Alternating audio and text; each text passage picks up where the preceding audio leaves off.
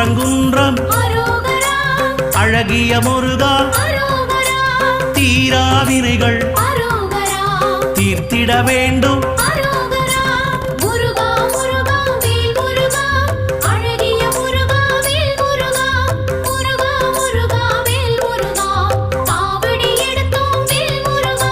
சுவாமி மலையனே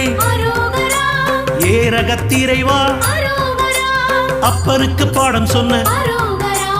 ஆறுமுகவேலா